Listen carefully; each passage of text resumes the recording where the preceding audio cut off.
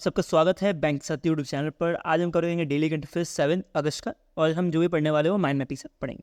तो पहला न्यूज़ पढ़ते हैं। तो पहला न्यूज़ आ रहा है, ministry of consumer affairs and food and public distribution ने लॉन्च किया है price monitoring system mobile application, और ये जो है 4th वर्जन होने वाला है। ये मोबाइल एप्लीकेशन जो 4th वर्जन होने वाला है।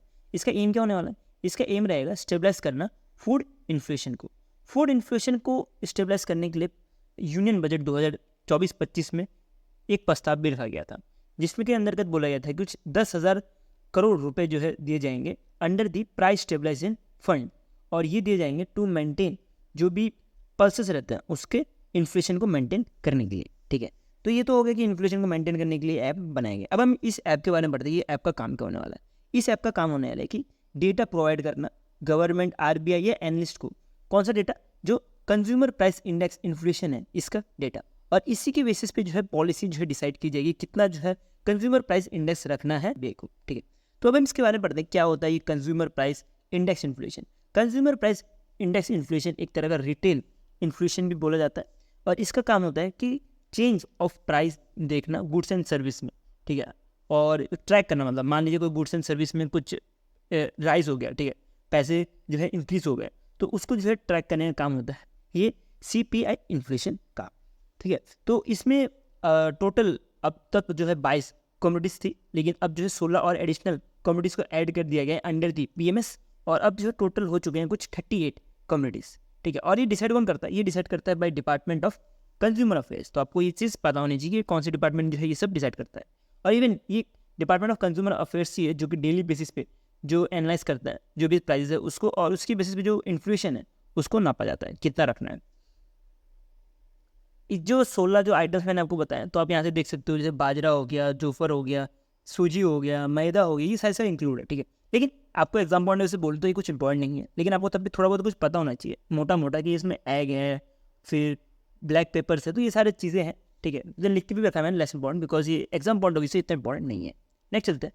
नेक्स्ट आ रहा है ministry of communication and ministry of development of north east region, जिसको हेड करते हैं ज्योति आदित्य सिंधिया जी।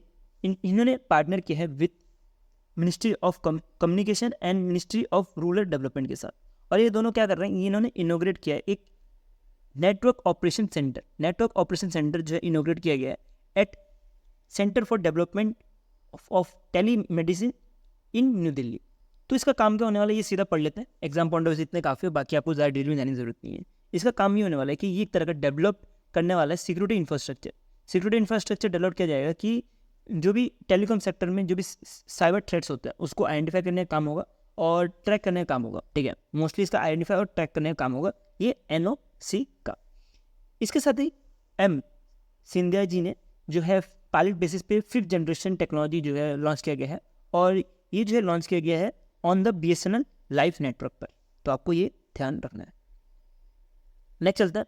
नेक्स्ट आ रहा है कि जर्मनी ने ज्वाइन किया है USA lead UNC command. UNC मतलब कि यूनाइटेड नेशन जो कमांड है, जिसका काम क्या होता है?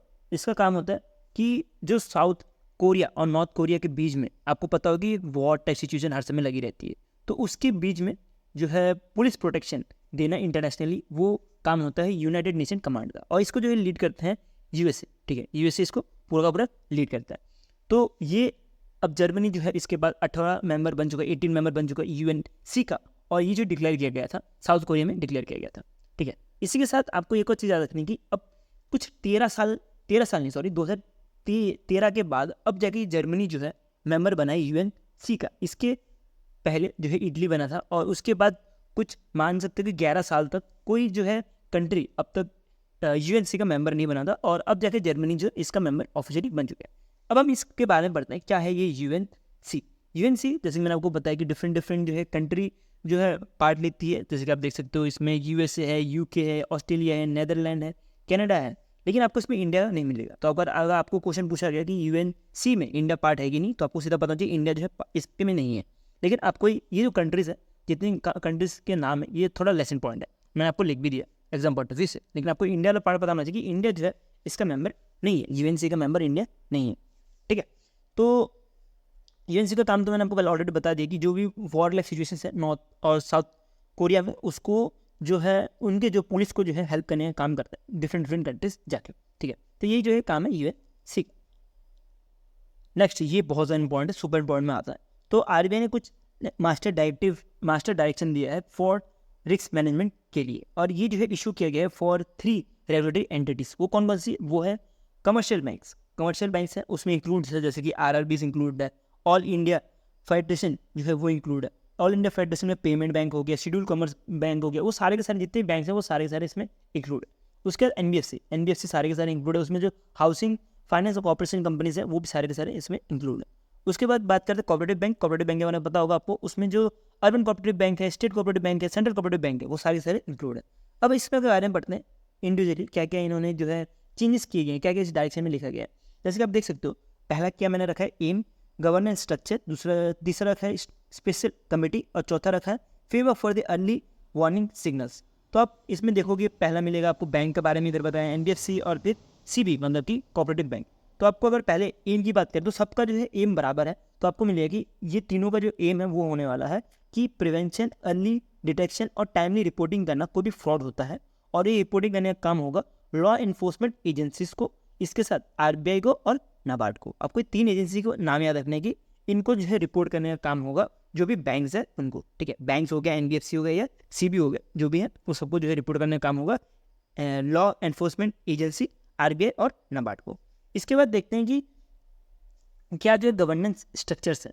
तो इसके अंदर बोला गया है कि जो भी बैंक्स हैं उनको जो है एक बोर्ड अप्रूव पॉलिसी बनानी पड़ेगी, जो भी फ्रॉड रिस्क मैनेजमेंट कर रहा है, और डिस्क्राइब करना पड़ेगा जो भी रोल होने वाला है, क्या रिस्पॉन्सिबिलिटी होने वाली है बोर्ड मेंबर्स की, बोर्ड कमिटीज़ की, या जो भी सीनियर मैनेजमेंट में जो पोजीशन में जो बैंक में काम कर रहे हैं उनके लिए। तो एक डेडिकेटेड जो है पॉलिसी बनाने के लिए बोला गया है बाय आरबीआई। इसमें जो एनबीएफसी में आपको कुछ नहीं मिलेगा, ऐसा कुछ एनबीएफसी कुछ स्ट्रक्चर फॉर्म करने के लिए नहीं बोला गया है, ना ही कोऑपरेटिव बैंक के लिए बोला गया है। नेक्स्ट चलते हैं, नेक्स्ट जो है स्पेशल कमेटी बनाने बोली है। स्पेशल कमेटी तीनों को बोली गई है, बैंक हो, एनबीएफसी हो या तो कोऑपरेटिव बैंक हो, इनको बोला है कि एक स्पेशल कमेटी बनानी है जिसका नाम होगा SCBMF। इसका फुल फॉर्म आपको नेक्स्ट स्लाइड में मिल जाएगा। तो इसका काम क्या होने वाला है कि इसमें जो है टोटल 3 मेंबर्स होने वाले हैं, जिसमें एक जो है CEO रहेगा, या तो वो जो है होल टाइम डायरेक्टर रहेगा, उसके साथ 2 जो है इंडिपेंडेंट डायरेक्टर या तो डायरेक्टर्स भी हो सकते हैं। तो ये आप देख सकते हो कि एक कमेटी बनाई जाएगी जिसमें 3 मेंबर होंगे, और उसमें से आपको याद रखना है कि एक जो है CEO होगा और बाकी जो है 2 इंडिपेंडेंट डायरेक्टर्स होने वाले हैं। इसके बाद पढ़ते हैं कि क्या जो है अर्ली वार्निंग सिग्नल जो है इसके लिए डायरेक्शन रखी गई है। इसमें बोला गया कि बैंक को जो है अर्ली वार्निंग सिग्नल्स के लिए कुछ फ्रेमवर्क जो है लागू करनी पड़ेगी, उसी के साथ रेड फ्लैग अकाउंट के लिए भी कुछ फ्रेमवर्क लागू करनी पड़ेगी, ठीक है। और ये करनी पड़ेगी under the fund risk management policy, जो कि बोर्ड अप्रूव करेगा उसको नहीं। और वैसे कुछ सेम चीज़ जैसे बैंक में है वैसी सेम चीज़ जो है कोऑपरेटिव बैंक को भी बोला गया है। कोऑपरेटिव बैंक जो भी अर्बन कोऑपरेटिव बैंक है, अगर वो टायर 3 या टायर 2 से है, स्टेट कोऑपरेटिव बैंक है या तो सेंट्रल कोऑपरेटिव बैंक है, अगर उनका जो डिपॉजिट है वो 1000 करोड़ से ज़्यादा हो गया, तो उस केस में उनको जो है एक फ्रेमवर्क लागू करना पड़ेगा, framework for the early warning system. तो इनके लिए कुछ ऐसा RFA मतलब कि रेड फ्लैगिंग अकाउंट रखने के लिए नहीं बोला है, लेकिन इनको बोला है कि अर्ली वार्निंग सिस्टम रखने के लिए बोला गया है बाय आरबीआई। तो आपको याद रखना है कि इसमें RFA नहीं है, इसमें EWS है, ठीक है। और कुछ एनबीएफसी के लिए ऐसा कोई रूल रखा नहीं है, तो आप यहाँ से सीधे देख सकते हो। अब कुछ चीज़ें पढ़ लेते हैं, जैसे कि एनबीएफसी को बोला है कि जो भी रिटर्न फाइल करना पड़ेगा, ठीक है, क्वार्टरली रिटर्न जो है सबमिट करना पड़ेगा। कौन सा रिटर्न सबमिट करना पड़ेगा? Report on bank robbery, thief, कुछ भी ऐसा चोरी वोरी होगी तो उसका जो है रिपोर्ट आरबीआई को सबमिट करना पड़ेगा विदिन 15 डेज, जब भी कोई वो चीज़ हुई होगी, ठीक है।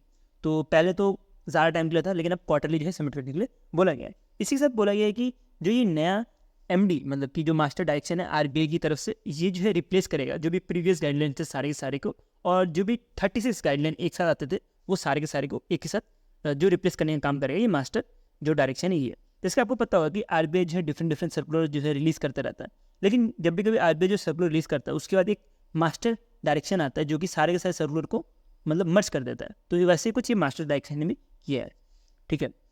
ये हो गया जो भी हमारा डेली करंट अफेयर्स था वो आरबीआई की तरफ से, अभी खत्म नहीं हुआ है, ठीक है, भाग मत जाना, अभी खत्म नहीं हुआ है। इसमें आप देख सकते हो ये सारा जो फुल फॉर्म है वो सारा आपको मिल जाएगा, जो भी है मैंने आपको बताया। जैसे कि SCBM मतलब कि special committee of the board for monitoring and follow up of cases of fraud, तो ये आपको याद रखना है। और बाकी आपको ये सारी चीज़ तो पता ही होगी, RRB क्या है, RBI क्या है, लेकिन तब भी ये किसी को नहीं पता तो मैंने इधर इंडिविजुअली लिख के रखा हुआ है। नेक्स्ट चलते हैं, RBI की तरफ से न्यूज़ आ रहा है। तो RBI ने जो है इशू किया है fit and proper certificate. Fit and proper certificate जो रिलीज़ किया गया है 3 पोटेंशियल सूटर्स पर, और ये निकाला गया IDBI बैंक के ऊपर। ठीक है, IDBI बैंक के ऊपर आपको पता होगा कि प्राइवेटाइजेशन की तरफ बढ़ रहा है, और अभी जो है सबसे ज़्यादा स्टैक जो है आपको मिलेगा LIC का, जिसके पास 49.24% का स्टैक है। और उसके बाद जो है गवर्नमेंट ऑफ इंडिया के पास स्टैक है। गवर्नमेंट ऑफ इंडिया के पास जो स्टैक है वो 45.48% का है। तो आपको ये पता होगा कि IDBI को जो है प्राइवेटाइजेशन करने की बात कर रहे हैं, और जो बात कर रही है इसको कोई ना कोई खरीद ले। तो इस खरीदने के लिए 3 जो है कंपनी जो है चॉइस की गई है बाय RBI। वो कौन कौन सी है, वो मिलेगा फेयरफैक्स फाइनेंशियल होल्डिंग लिमिटेड जो कि कनाडा की कंपनी है। उसके बाद एमरेट्स NBD बैंक जो कि UAE दुबई की है। उसके बाद कोटक महिंद्रा बैंक जो कि मुंबई की। ये 3 जो है पोटेंशियल जो बायर है IDBI बैंक के।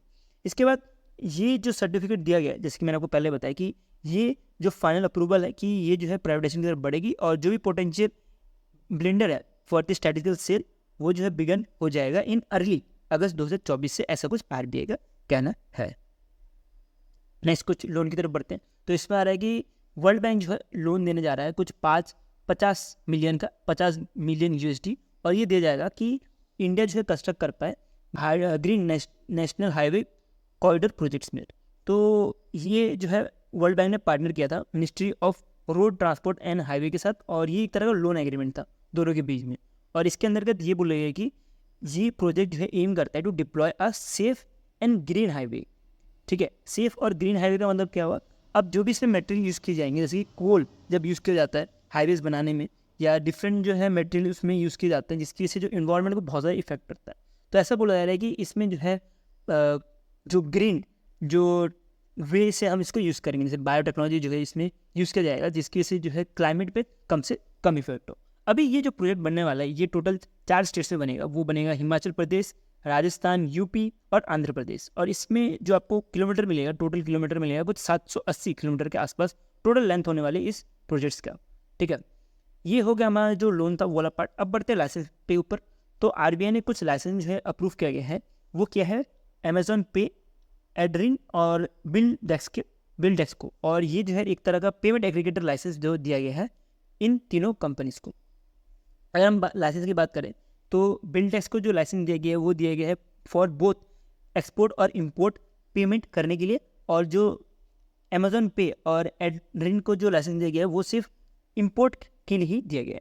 अब हम ये थोड़ा बहुत कुछ पढ़ लेते हैं, ये क्या है PACB।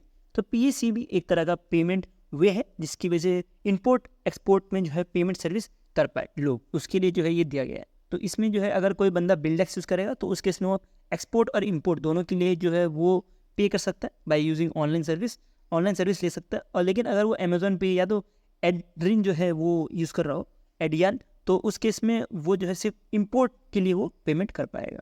और एड्रिन का जो है आपको हेडक्वार्टर याद रखना नेदरलैंड में, क्योंकि कभी कभी जो है इनडायरेक्टली क्वेश्चन पूछ लिया जाता है कि इसका हेडक्वार्टर कहाँ। और अमेजॉन का तो आपको पता ही होगा USA का लिए, तो इसलिए मैंने इसको ऐड भी नहीं किया हुआ है। नेक्स्ट चलते हैं अपॉइंटमेंट्स। तो अपॉइंटमेंट्स में आपको मिलेगा कि इंद्रजीत कामोत्रा, तो इनको जो है एज अ रीअपॉइंट किया गया है 2 साल के लिए यूनिटी स्मॉल फाइनेंस बैंक में। ठीक है, और इसलिए जो है 2022 से जो है ये सब कर रहे थे, और इनको जो है और 2 साल के लिए इनको एक्सटेंशन मिल गया। इसके बाद पढ़ता है BB नायक। BB नायक जो है एक तरह का CMA मतलब कि सर्टिफाइड मैनेजमेंट अकाउंटेंट है, और इनको जो है एज अ 67 प्रेसिडेंट बनाया गया है institute of cost account of India का। और ये बनाया गया फॉर अ पीरियड ऑफ 2 साल के लिए, 2024 से 2025 तक बनाया गया। ये जो है रिप्लेस करेंगे, वो करेंगे अश्विन दलवनी को। तो आपको याद रखना कि अश्विन दलवनी को जो है रिप्लेस करने वाले हैं। इसके साथ एक और चीज़ इंपॉर्टेंट है कि इसमें जो है वाइस प्रेसिडेंट भी बनाया गया है ICMAI का, वो बनाया है TS प्रसाद जी को, और ये जो है रिप्लेस करेंगे BB नायक जी को। मतलब कि BB नायक जो है पहले वाइस प्रेसिडेंट थे, लेकिन अब जो है प्रेसिडेंट बन गए। नेक्स्ट चलते हैं। नेक्स्ट ये हमारे इंडिया से नहीं पाकिस्तान से न्यूज़ आ रहा है। ये मोहसिन नकवी, ये जो है चेयरपर्सन है पाकिस्तान बोर्ड की। तो इनको जो है एज अ प्रेसिडेंट बनाया गया है एशियन क्रिकेट काउंसिल का, और ये 2 साल के लिए बनाया गया है। लेकिन इनका जो है कार्यकाल अभी स्टार्ट नहीं होगा, ये स्टार्ट होगा जनवरी 2025 के बाद से। ठीक है। इसमें आपको एक और चीज़ याद रखनी की जैसा जी जो है इधर ही जो है सेक्रेटरी है अभी, जैसा कि मैंने बताया BCCI के ये क्या है चेयरपर्सन है, तो जैसा जो है अभी के लिए ये जो है एज अ सेक्रेटरी की तरह काम कर रहे हैं एशियन क्रिकेट काउंसिल में। अब इसमें एक बहुत बड़ा इनके पास जो है एक भार आने वाला है। कैसा भार कि अभी एशियन कप 2025 में जो है इंडिया में होने वाला है T20 वाला, तो वो जो है संभालना है नुकवी जी को, और उसके बाद 2027 में जो बांग्लादेश में जो ODI होने वाला है वो भी संभालना है। इसी के साथ सबसे बड़ा जो है इनके लिए मुश्किल पैदा होगा जब पाकिस्तान जो है होस्ट करेगा ICC चैंपियनशिप ट्रॉफी 2025 में, बिकॉज आपको पता ही होगा पाकिस्तान की हालत कैसे है और उधर क्या सिचुएशन हो जाती है जब भी कोई मैच होता है क्रिकेट का। तो ये बहुत देखने वाली चीज़ होगी 2025 में कि कैसा ये काम कर पाते हैं। नेक्स्ट देखते हैं बुक्स में अगर आपको मिल जाएगी ये बुक रिलीज किया गया है ब्रेकिंग रॉक्स एंड बैरियर, और ये जो है memory of geologist and mountaineer के ऊपर लिखा गया है। ये लिखी गई है बाय सुदीप्ता सिंह गुप्ता के द्वारा, और ये एक तरह के जियोलॉजिस्ट और माउंटेन ट्रेनर भी हैं। में जो है अपनी जो भी कहानी है रिमोट एरिया वर्ल्ड वाइड में जो भी इन्होंने घूमी, जो भी जगह इन्होंने एक्सप्लोर किया उसके बारे में लिखा गया है, ठीक है। जो भी इनके एडवेंचर्स है उनके बारे में लिखा गया है। और अब इसकी बात करें तो ये बुक जो है पब्लिश किया गया है by HarperCollins publisher private limited India के। तो आपको पब्लिशर का नाम याद नहीं हो रहा तो कोई बात नहीं, इतना इंपॉर्टेंट होता नहीं, लेकिन आपको ये पता होना चाहिए कि बुक की इंपॉर्टेंस क्या है और किसने ये बुक लिखी है, ठीक है। तो ये ज़्यादा इंपॉर्टेंट है एज कम्पेयर टू जो पब्लिशर है उसकी। नेक्स्ट कोलैबोरेशन में बढ़े तो HDFC सिक्योरिटी लिमिटेड ने पार्टनर किया है विस्टेड फाइनेंस, जो कि एक USA की इन्वेस्टमेंट प्लेटफॉर्म कंपनी है। तो इसमें क्या बोला गया कि जो भी इंडिया के NRI है या तो जो भी इंडिया के पीपल्स है वो जो है अब ग्लोबली इन्वेस्ट कर पाएंगे through the global investing 2.0। Global investing 2.0 जो है HDFC का ही सिक्योरिटी का ही एक पार्ट है, जिसके अंतर्गत जो इंडिया के सिटीजन्स हैं वो जो है फॉरेन में भी इन्वेस्ट कर पाए उसके लिए निकाला गया है। अभी इसके अंतर्गत क्या बोलेंगे कि अब जो है वो सिंपली फंड ट्रांसफ़र कर पाएंगे by using the HDFC bank, ठीक है। और वो फंड ट्रांसफ़र भी USD में कर पाएंगे, मतलब कि US डॉलर में कर पाएंगे, ठीक है। तो ये चीज़ पॉसिबल हो पाई है आफ्टर दिस पार्टनरशिप। नेक्स्ट चलते हैं, ये कुछ एक मिसाइल जो है लॉन्च किया गया है, मिसाइल नहीं सॉरी रॉकेट जो है लॉन्च किया गया है by China academy of space technology, मतलब कि चाइना ने लॉन्च किया है। और इसका काम होने वाला है कि हाई ऑर्बिट इंटरनेट सर्विस देने का काम करेगा। और ये सैटेलाइट जो है लॉन्च किया गया है बाय लॉन्ग मार्च 3B के द्वारा। इससे ज़्यादा आपको कुछ नहीं पढ़ना, इवन मैं बोलूँगा कि लॉन्ग मार्च 3B नहीं भी पढ़ोगे तब भी चलेगा, किससे लॉन्च किया गया क्वेश्चन नहीं पूछा जाता, लेकिन तब भी आपको थोड़ा बहुत आइडिया होना चाहिए। एग्जामिनर का मूड नहीं बोल सकते क्या क्वेश्चन कहाँ से बन सकता है, तब ये भी पढ़ना जरूरी बन जाता है। अब कुछ वर्ल्ड लाइनर पढ़ते हैं। ये वर्ल्ड लाइनर मैंने आपको ऑलरेडी बता चुका है कि जो एशियन क्रिकेट काउंसिल है इन्होंने ऑफिशियली डिक्लेयर कर दिया है कि इंडिया जो है होस्ट करने वाला है 2025 का man Asian cup cricket tournament और T20 वाला फॉर्मेट, और उसके बाद जो 2027 में जो है एशियन कप टूर्नामेंट जो होगा ODI वाला वो जो है बांग्लादेश होस्ट करेगा। ये ऑफिशियली ACC ने डिक्लेयर कर दिया। तो ये वर्ल्ड लाइनर इसलिए क्योंकि इससे ज़्यादा डिटेल में जाए कुछ मतलब भी नहीं बनता एग्जाम पॉइंट ऑफ व्यू से। तो ये हो गया हमारा जो भी डेली करंट अफेयर्स था ये 7 अगस्त का। मैं होप करता हूँ जो मैंने आपको समझाया आपको समझ आया। इसके साथ अगर आपको इसका PDF चाहिए तो आप इस टेलीग्राम ग्रुप में जाके डाउनलोड कर सकते हो, और अगर वीडियो अच्छा लगा तो लाइक कर देना, और अगर इसी तरह कंटेंट देखना है तो सब्सक्राइब टू माई चैनल। सो अभी के लिए इतना रहता है। Thank you for watching this video.